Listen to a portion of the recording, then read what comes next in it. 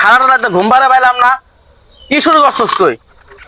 কিছুক্ষণ পর পর বম ব্রাশ করতেছস। ওই ওঠ ওঠ, কি হয়েছে? ওঠ।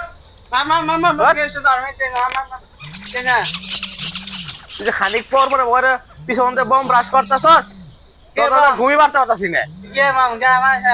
তুই মারতেছস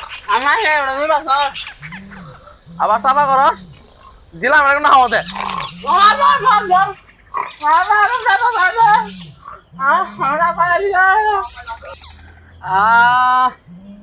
আমার নাকটা ফাড়াই দিছে, আমি মাদবর সাহেবের কাছে বিচার দিমু।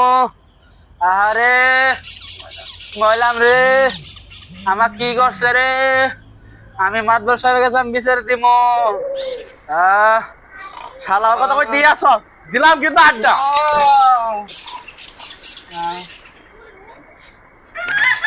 চাইলে মাতবর সাহেব, সবই তো শুনলেন, এর একটা সুষ্ঠু বিচার চাই।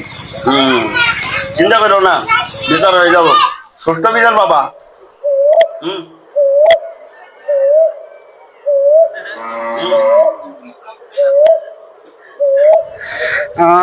সালাম আলাইকুম মাদবর সাহেব। ওয়ালাইকুম আসসালাম। কি খবর মন্টু মিয়া? কি আর কম মাদবর সাহেব, এই দেন ওই ঝন্ডু মিয়া ঘুষি মারা নাকটা ফাড়াই দিছে।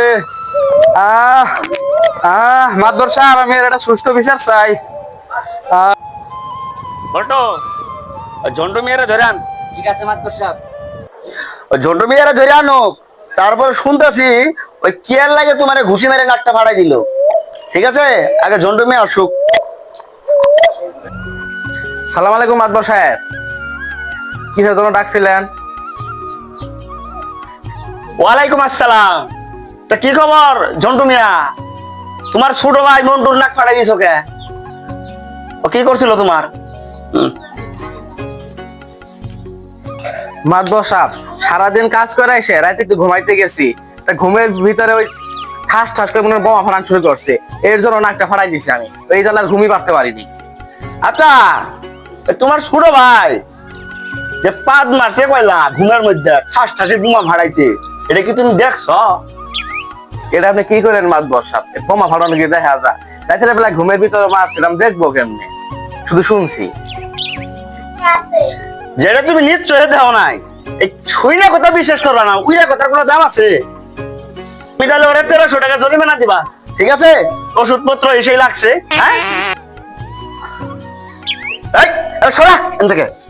এই শোনো, তোমার আর এই 1300 টাকা দিতে হবে না, বুঝছো? ঠিক আছে মাদবর, ওকে ওকে।